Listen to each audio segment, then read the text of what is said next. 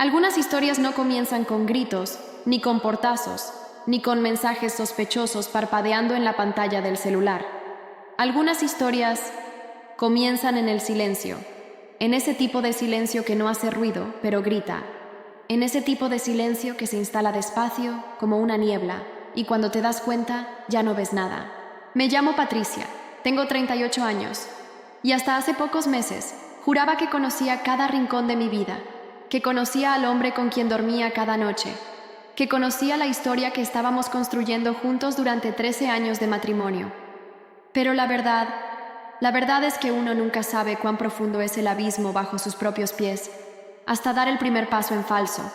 Roberto, mi esposo, siempre fue un hombre metódico, impecable, de esos que preparan la maleta 2 días antes del viaje, que anotan el nombre de cada cliente en una agenda de cuero con la puntualidad de un contador.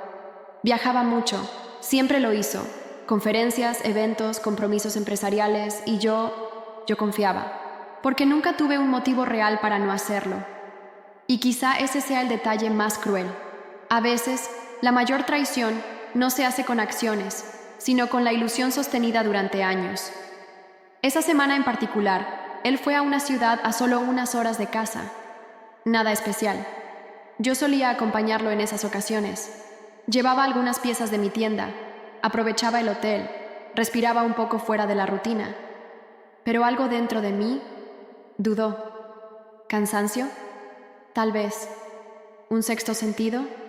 Tal vez. O tal vez era el universo susurrándome al oído. Quédate, y me quedé. Me quedé en casa, con la extraña sensación de que algo flotaba en el aire. No era miedo, no era desconfianza, era solo una inquietud. Como si la normalidad estuviera interpretando una obra, y yo, por primera vez, empezara a ver las costuras del vestuario. Volvió del viaje con la misma sonrisa de siempre, el mismo perfume, la misma calma calculada. Y aún así, algo estaba mal. ¿Sabes cuando ves una película por segunda vez y notas detalles que pasaron desapercibidos la primera? Fue exactamente eso. Solo que la película era mi vida. Y si piensas que todo esto es una exageración, que tal vez era solo inseguridad, carencia o cosas mías, entonces prepárate. Porque lo que descubrí después no solo confirmó mis instintos, sino que también desenterró secretos que jamás habría podido imaginar. Secretos que no pertenecían solo a Roberto, sino que estaban escondidos justo debajo de mi propio techo. Por fuera, Roberto era el retrato de la estabilidad. ¿Conoces ese tipo de hombre que parece salido de un comercial de banco? Siempre sereno, de voz suave, gestos cuidadosamente amables y una imagen pulida que hacía que cualquiera se sintiera cómodo en su presencia. Pero hay algo que nadie te cuenta. El peligro, a veces, no vive en lo extraño, sino en lo que es demasiado perfecto. Durante años, me aferré a la idea de que mi suerte era única. Teníamos una rutina tranquila, casi ensayada, de esas que bien podrían formar parte de un comercial de mantequilla. Él viajaba con frecuencia, sí, pero se aseguraba de llamar todas las noches, decir buenas noches aunque fuera tarde, y hacerme sentir que, incluso lejos, seguíamos conectados. Y por mucho tiempo, creí que lo estábamos. Después del viaje a aquella ciudad cercana, la misma a la que, por instinto o terquedad, decidí no acompañarlo, todo siguió como siempre. Volvió con el mismo perfume amaderado que siempre me hipnotizaba. Llevaba la misma sonrisa en los labios, el mismo tono cariñoso en la voz, los mismos ojos que, durante años, juré que eran incapaces de mentir. Pero el detalle más aterrador es este: lo falso sigue siendo falso, incluso cuando parece verdadero. 2 días después de su regreso, fui al auto a buscar un reloj que había dejado allí por distracción. Algo simple, casi automático. Conocía ese coche como conozco el camino a mi casa en la oscuridad. Cada compartimento, cada pequeño espacio, cada ruido del motor. Pero ese día parecía diferente, casi como si estuviera escondiéndome algo.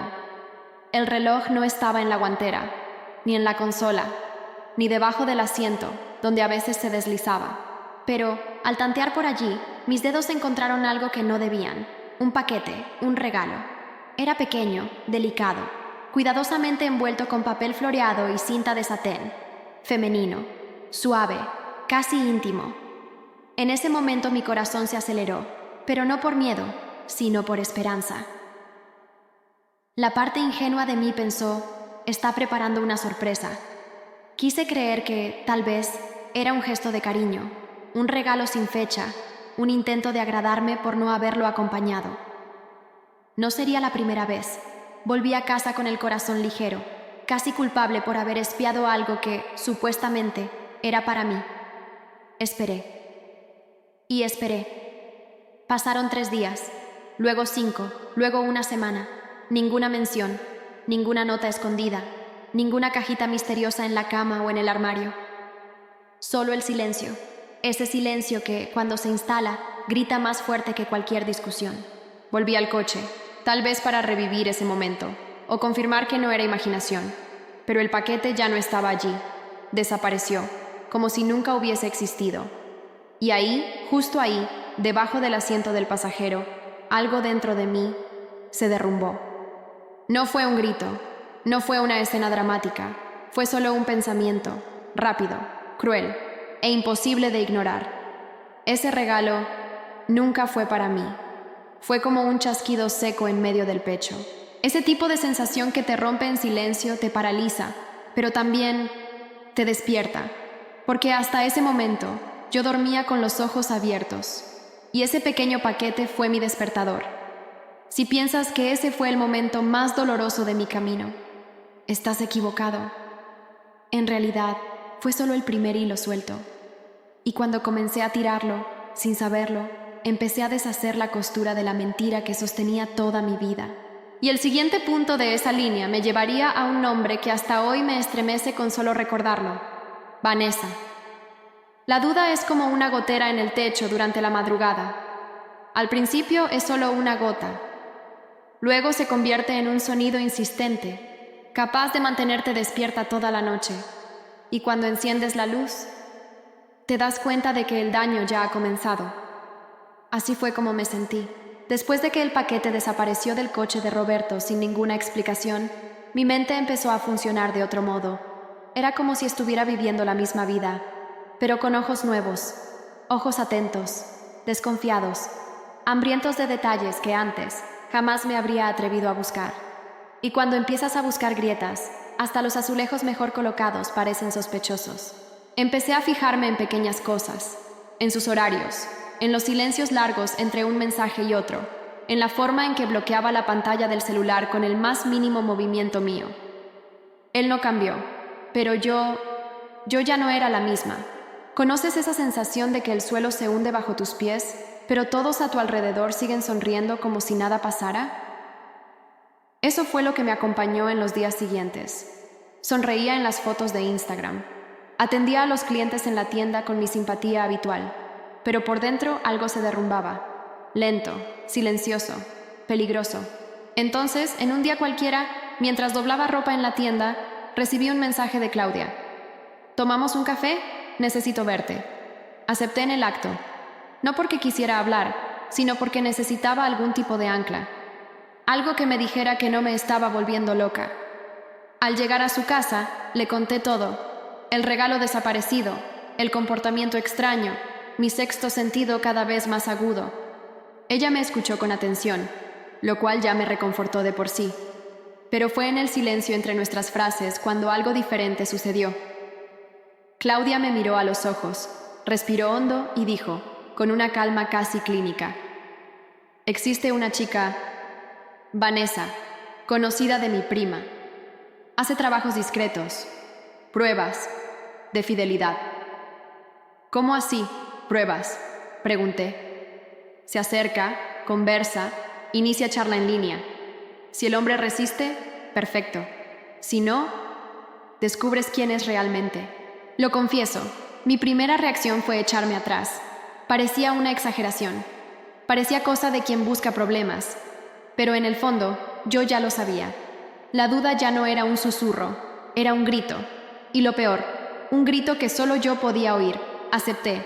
No por rabia, ni por deseo de venganza, sino con la urgencia de quien necesita recuperar el control de su propia vida. Esa misma noche, envié un mensaje a tal Vanessa. Corto. Objetivo. Como quien entrega una llave esperando que alguien abra la puerta. Ella respondió con frialdad profesional. Me pidió los datos de él: nombre, edad, ciudad, red social. Le envié todo. Manos temblorosas, corazón acelerado.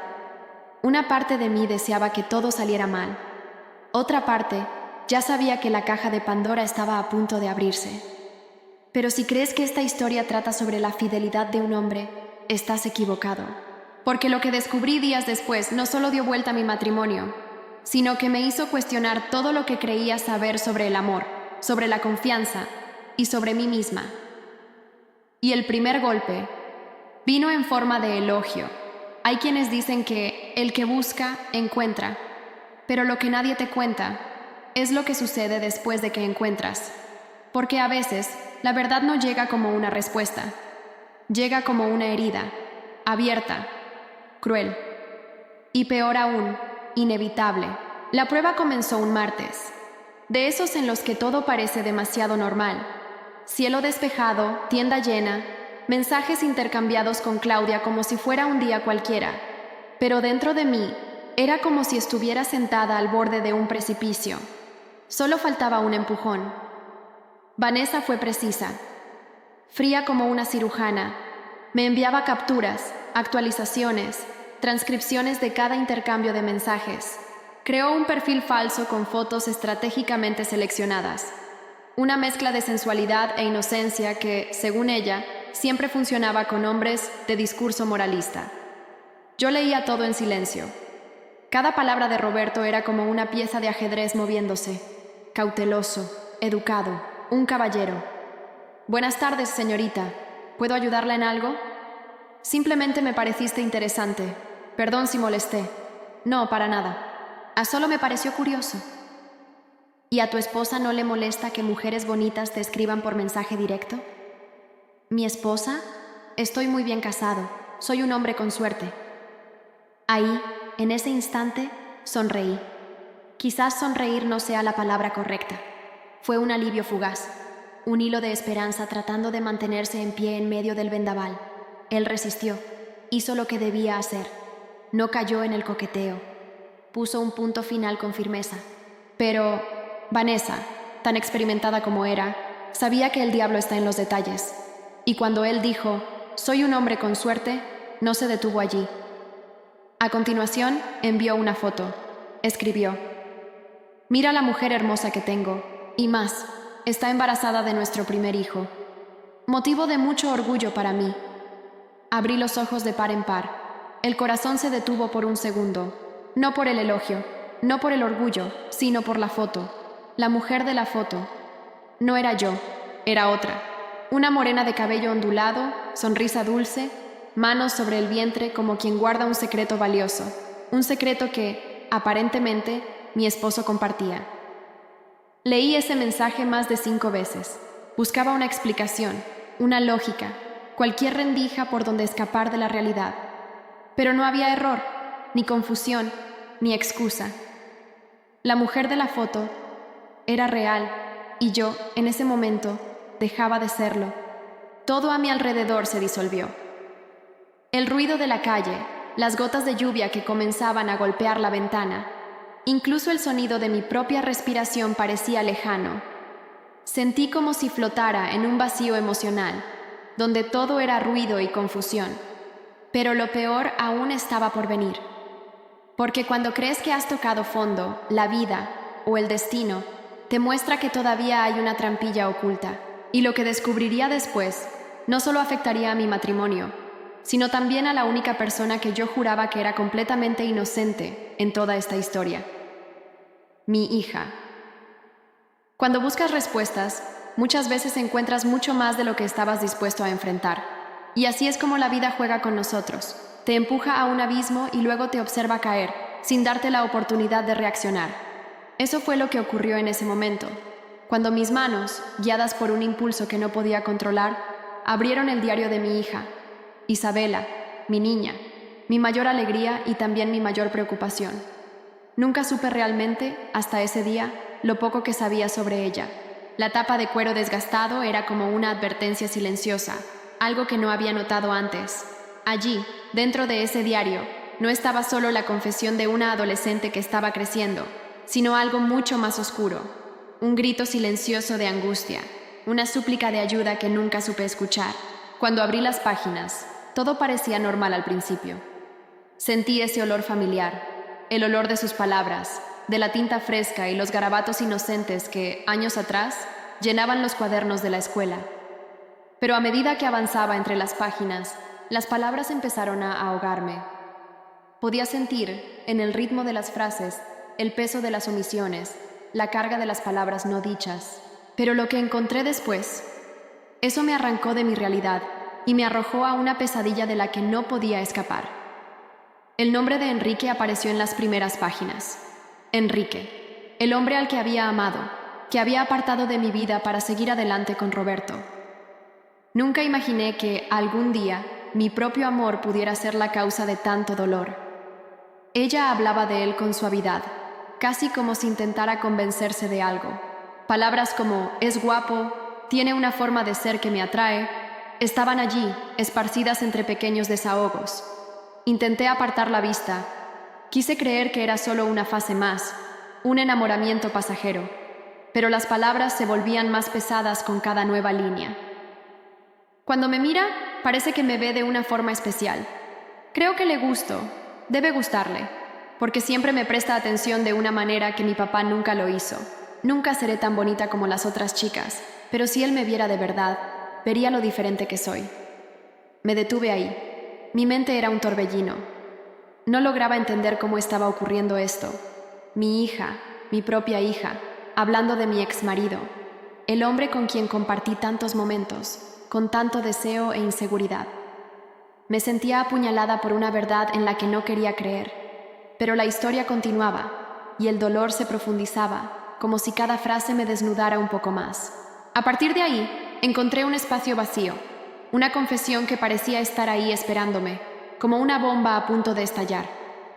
Ella escribía sobre el deseo de estar con Enrique, como si su pasión fuera algo incontenible, algo que no supiera controlar. Y, conforme las palabras se arrastraban por la página, me daba cuenta de que no estaba leyendo un diario común.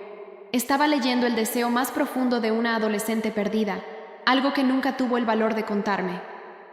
A esas alturas, mi corazón ya latía demasiado rápido, como si fuera a salirse por la boca. Y entonces encontré lo peor. Ella había tomado 3 fotos de Enrique, a escondidas.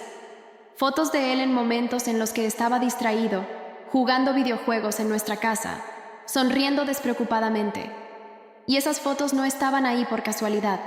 Estaban pegadas, con cinta adhesiva, en las páginas del diario. Era como si mi hija intentara aprisionar esa imagen, como si sostuviera algo que no quería olvidar. Algo que la consumía de una manera que ni yo percibía. Y como si no fuera suficiente, una leyenda estaba escrita alrededor de esas fotos, con una caligrafía temblorosa, casi angustiada. Si algún día él me nota, seré la única para él. Sé que me ve, sé que siente lo mismo que yo, solo que aún no lo sabe. No podía creer lo que estaba leyendo. Mi mente trataba de encontrar una explicación racional, cualquier cosa que pudiera justificar eso. Pero no había cómo. La verdad era más cruel de lo que podía soportar. Ahí estaba mi hija, sin saber qué hacer con sus sentimientos, trazando una línea invisible entre lo que era correcto y lo que ella imaginaba como su destino. Estaba paralizada, incapaz de dar un paso. El suelo desapareció bajo mis pies, y me vi perdida en un mar de emociones desconectadas. Como madre, sentí que le había fallado.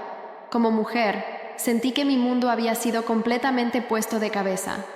Allí, en ese momento, el diario ya no era solo un refugio. Se convirtió en la llave del caos. Miré esas páginas y, por un breve segundo, deseé no haber abierto ese libro. Pero al mismo tiempo, sabía que no había vuelta atrás. Era como si se hubiera cruzado una línea invisible, y mi relación con Isabela nunca volvería a ser la misma. Sabía que tendría que enfrentar no solo la verdad sobre mi matrimonio, sino también sobre mi hija. No tenía idea de qué hacer con ese descubrimiento. No sabía cómo explicarle lo que estaba ocurriendo en su corazón, lo que estaba sintiendo, y lo peor, no sabía qué hacer con lo que yo misma estaba sintiendo en ese momento. El peso de la culpa, del dolor y de la impotencia se sumaba a mi corazón, mientras me quedaba ahí, sola con el diario abierto y las fotos de Enrique mirándome. Y, en el fondo, sabía que algo aún más doloroso estaba por venir. El teléfono no dejaba de sonar, pero no podía contestar. Mi mente estaba aturdida, y el sonido del timbre parecía venir de un mundo distante. En mi cabeza, todo estaba fragmentado.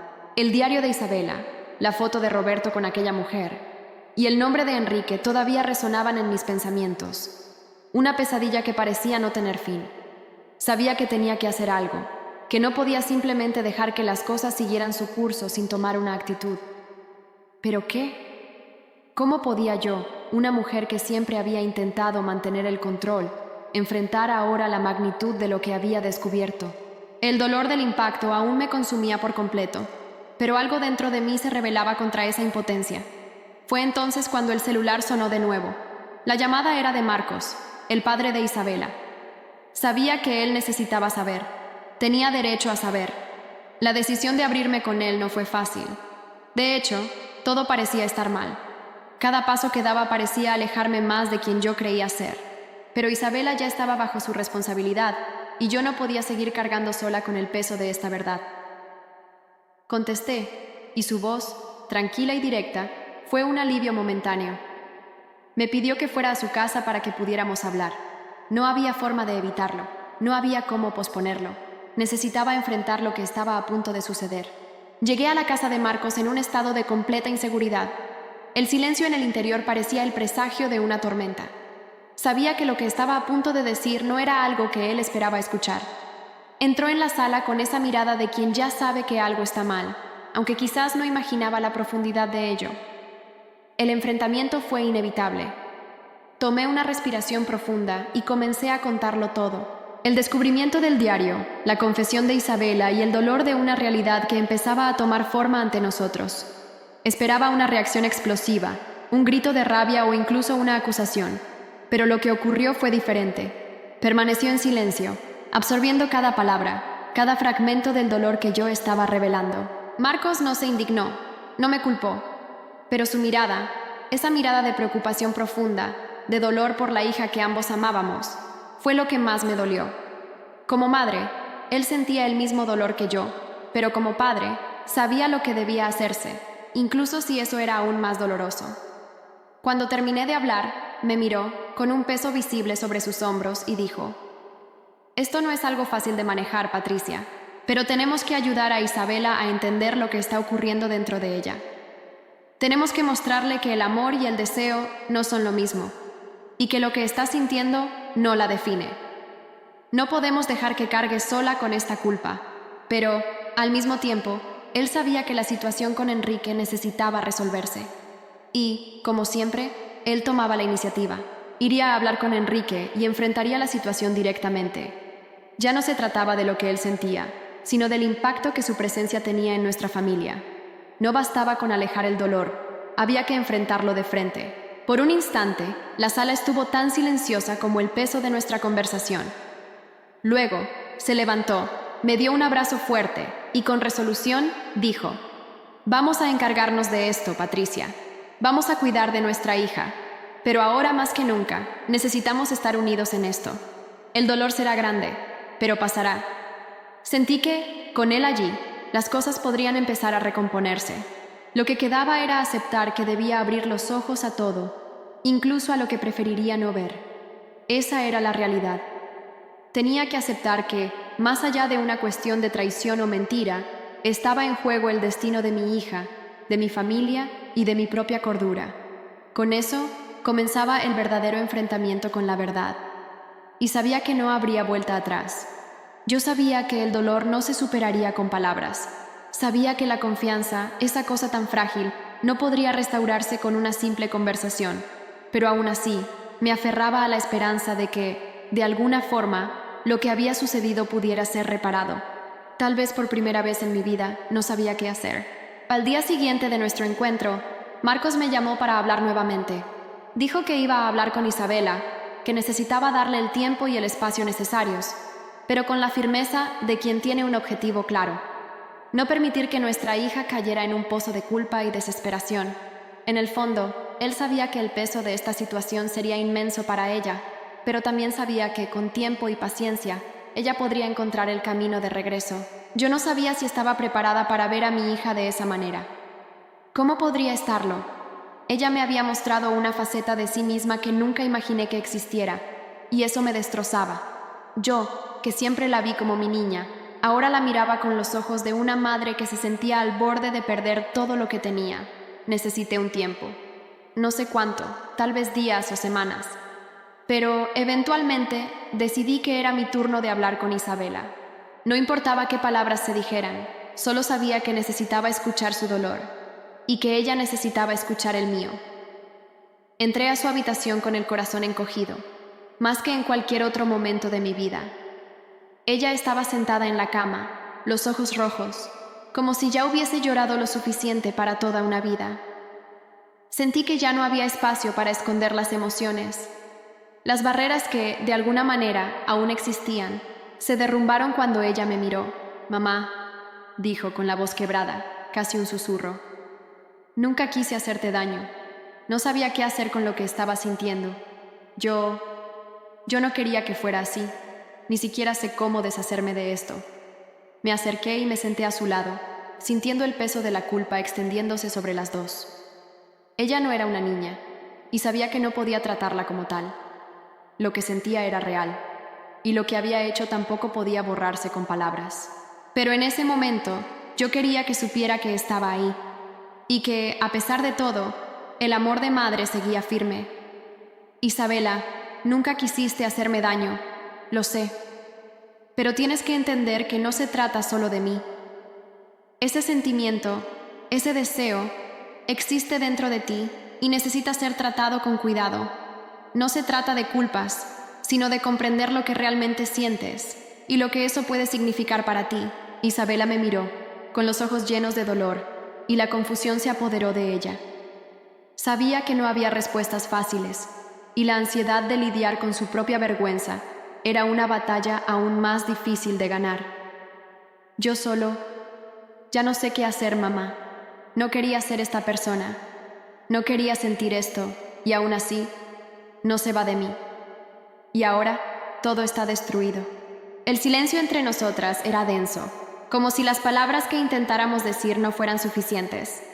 Sabía que, en el fondo, la reconstrucción debía venir de ambas.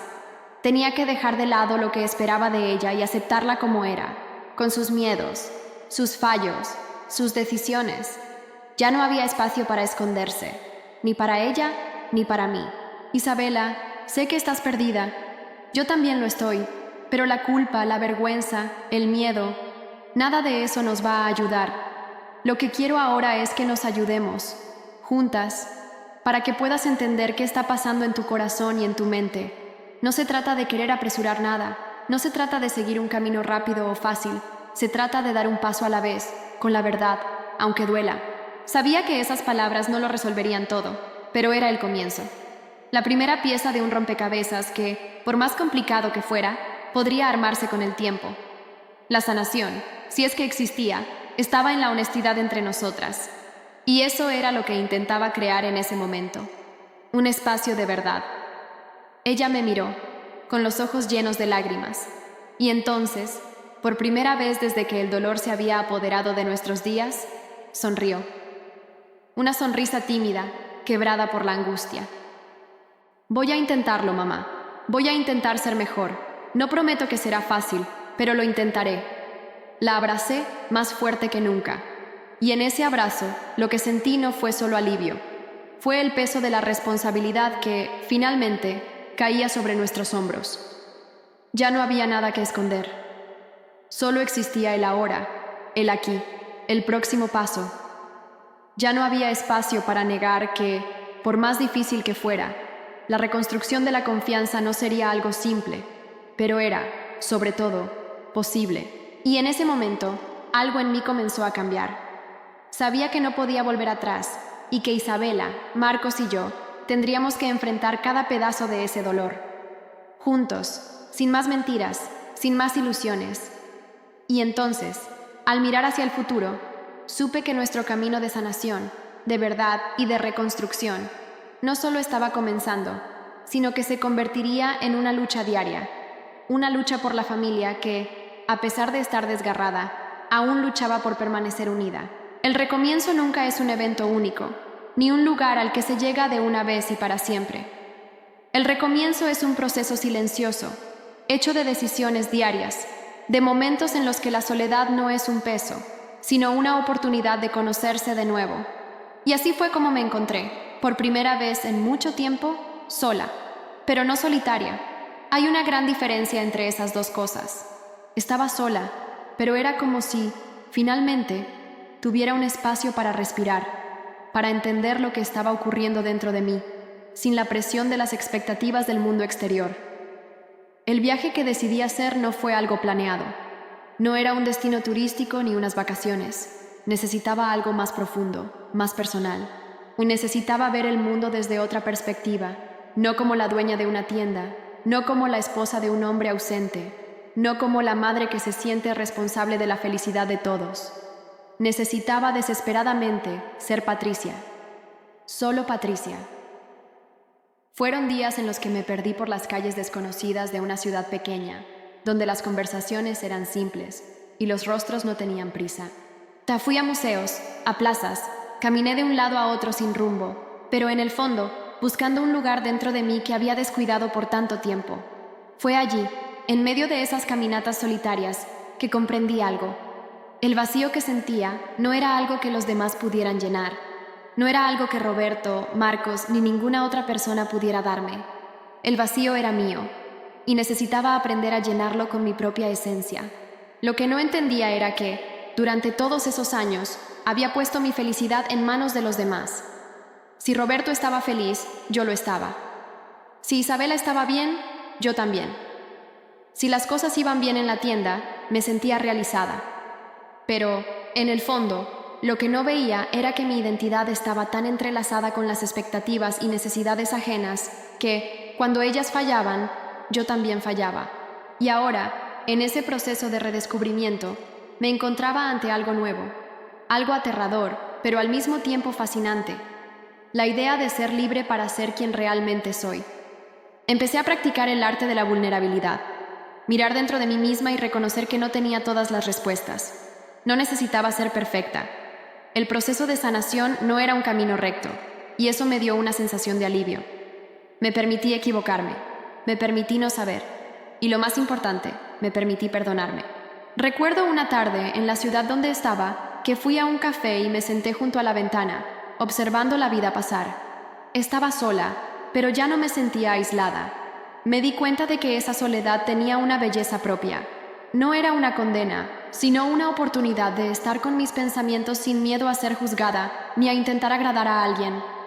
Era solo yo, con mi verdad, con mis imperfecciones. Y empecé a gustarme más por eso. Cuando volví a casa, el escenario era diferente. Sabía que el trabajo de reconstrucción no terminaría con un simple periodo de vacaciones o introspección. El recomienzo, como cualquier proceso de reconstrucción, requeriría trabajo. Pero ahora, con la sensación de haber recuperado una parte de mí misma, sabía que estaba lista para enfrentar lo que viniera, sin perder de vista lo que realmente quería. La relación con Isabela comenzó a mostrar señales de madurez. Ya no era un intento de corregir errores, sino de comprender. La vi como una mujer joven, confundida, sí, pero con un valor inmenso para enfrentar sus propios sentimientos. Empezó a confiar más en mí, a entender que, a pesar de todo, yo era su madre, y eso no cambiaría. En lugar de juzgar, empecé a escuchar más. La vi, por primera vez, como alguien que estaba en su propio viaje, con sus propios desafíos y descubrimientos. Ella no era solo mi hija, también era una persona, con sus propios miedos e inseguridades. Marcos, que siempre estuvo a mi lado, me ayudó a entender que no había vergüenza en cuidar de mí misma. Me mostró que ser fuerte no significaba cargar con el peso del mundo, sino aceptar las propias fragilidades. Me enseñó que, para ser una buena madre, una buena hija y una buena amiga, primero tenía que ser buena conmigo misma. Sin embargo, la relación con Roberto fue, de hecho, la más compleja. No porque no lo amara, porque de alguna forma aún lo amaba, sino porque ahora sabía que ese amor no podía ser la base de todo. Necesitaba amarme a mí misma primero. Si no era capaz de encontrarme, no podría ayudar a nadie. y la libertad que empezaba a sentir me daba el valor para enfrentar cualquier decisión, ya sea continuar con Roberto o seguir mi propio camino. Con el tiempo, las cicatrices de la traición y del dolor comenzaron a transformarse. No es que las marcas hubieran desaparecido, pero empezaron a formar parte de mi historia de una manera más sabia. Aprendí finalmente que el sufrimiento no era un enemigo, sino un maestro que me enseñó a ser más fuerte, más consciente y más verdadera. La vida no volvía a ser la misma, y no quería que lo fuera. Ahora sabía que el verdadero recomienzo no es una huida, sino una transformación. Me estaba reconstruyendo desde dentro hacia afuera, y al mirar hacia el futuro, por primera vez, no tenía miedo. No porque supiera lo que vendría, sino porque sabía que estaba lista para enfrentar cualquier cosa que se presentara, armada con la fuerza de quien, finalmente, aprendió a respetarse. Y así, al mirar esta nueva versión de mí misma, entendí lo más importante. La libertad que tanto buscaba siempre fue algo que ya poseía. No venía de otros, no venía de circunstancias externas, sino de mi propia capacidad de encontrarme, redescubrirme y reinventarme. Las consecuencias, como una marea que no puede ser detenida, llegaron antes de lo que imaginaba. Por más que lo intentara, de todas las maneras posibles, huir del dolor no era algo que pudiera dejar de lado. Me encontré una vez más frente a un espejo, pero ahora el reflejo ya no era el de una mujer perdida, que intentaba engañarse a sí misma, que desesperadamente intentaba mantener el equilibrio. El reflejo que veía era el de una mujer que se había despojado de todas sus ilusiones y ahora enfrentaba la realidad tal como era, cruda y desnuda. Isabela, mi hija, fue la primera y más dolorosa consecuencia que tuve que afrontar. Ni en mis peores pesadillas imaginé que ella se vería envuelta en algo tan delicado, que sus sentimientos estarían tan entrelazados con los míos. Y al mirarla, comprendí que, por más que intenté protegerla, también la había puesto en una posición difícil. Como madre, siempre la vi como alguien que debía estar lejos de cualquier confusión emocional, alguien que debía ser preservada del dolor del mundo. Pero la verdad era que la estaba dejando enfrentar un torbellino de sentimientos de forma solitaria, sin darme cuenta de que sus heridas eran, en muchos aspectos, un reflejo de las mías. Cuando ella se abrió conmigo, con los ojos llenos de vergüenza y arrepentimiento, vi en ella el peso de todas las decisiones equivocadas que, hasta ese momento, no habían sido reconocidas. No fue solo la traición de Roberto lo que afectó a nuestra familia, sino también la forma en que mi hija se sentía perdida entre lo correcto y lo deseado. Su diario, ese diario que ahora pesaba sobre mis hombros como una piedra, reveló algo que ya no podía ignorar. El ciclo de deseo y confusión no solo estaba presente en mí, sino también en ella.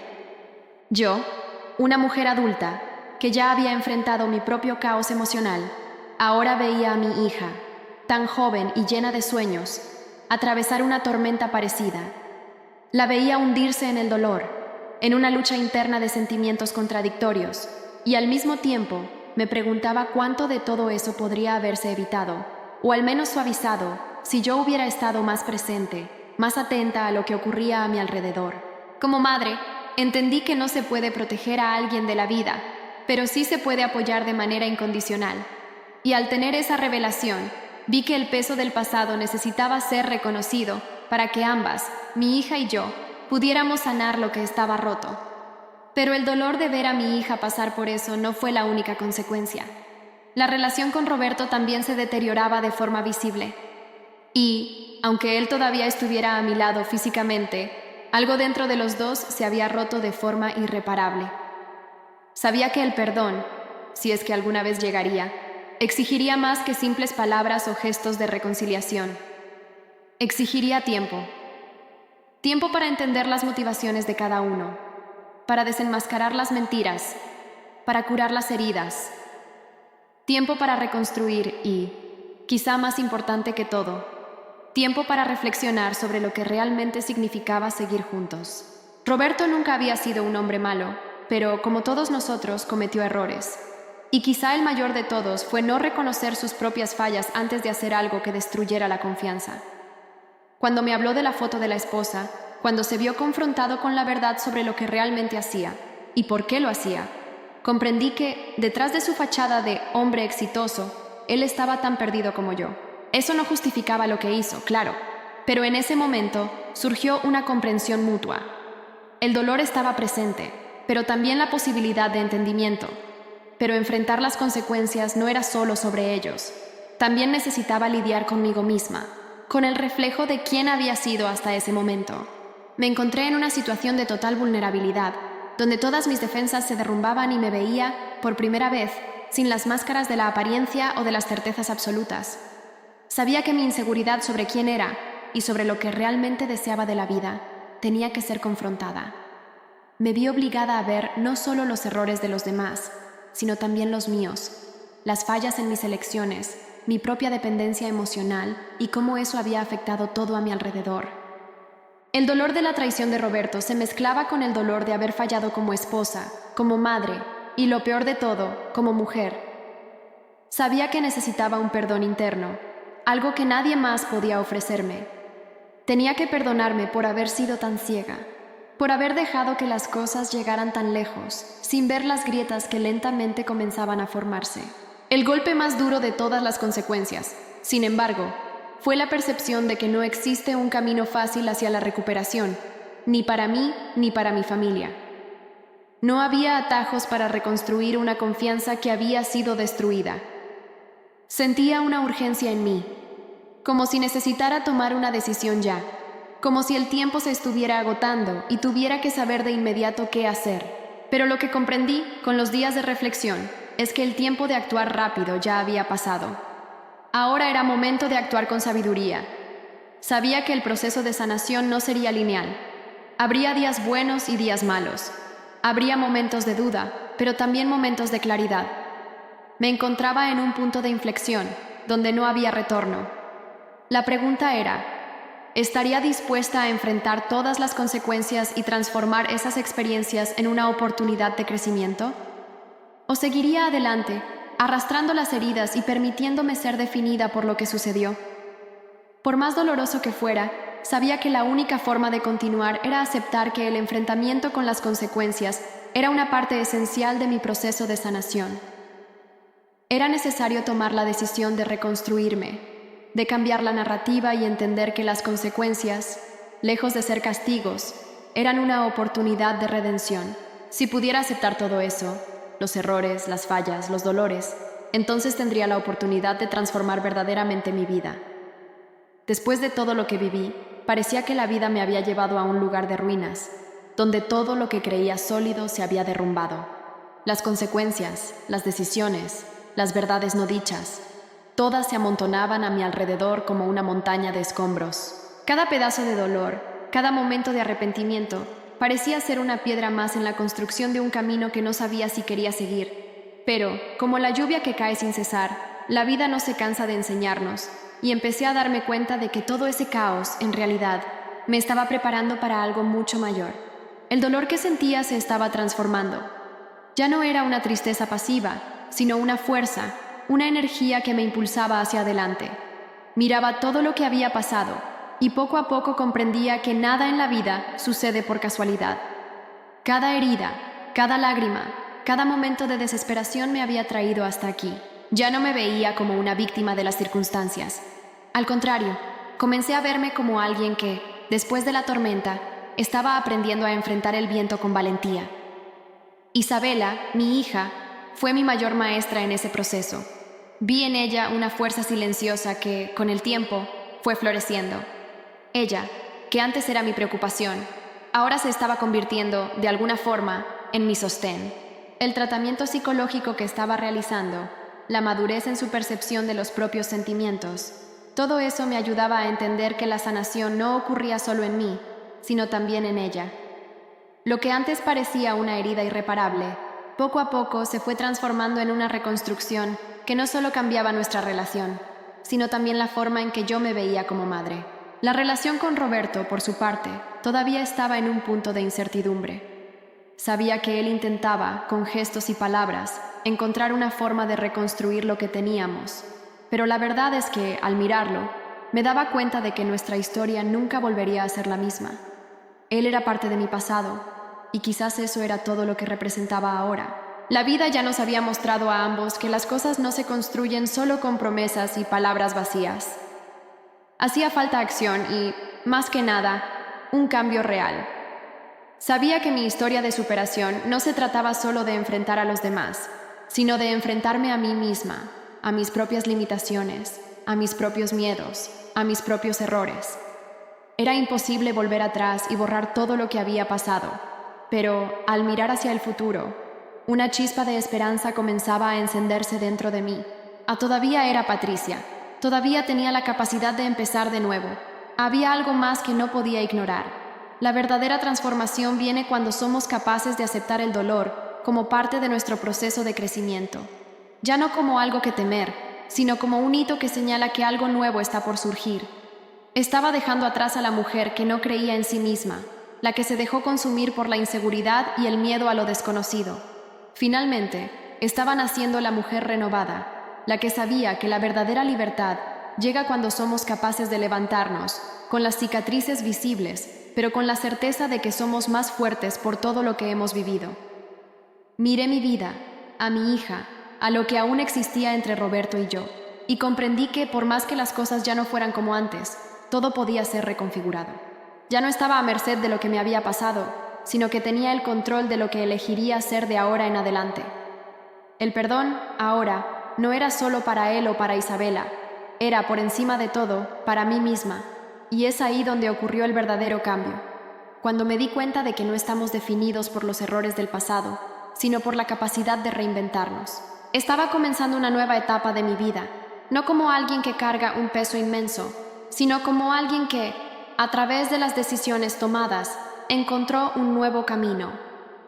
La vida seguía sorprendiéndome, desafiándome, pero ahora estaba lista para enfrentar todo lo que viniera, y con esa certeza les digo, no importa cuánto pueda doler, no importa cuán definitivas puedan parecer las consecuencias, siempre habrá una oportunidad para comenzar de nuevo.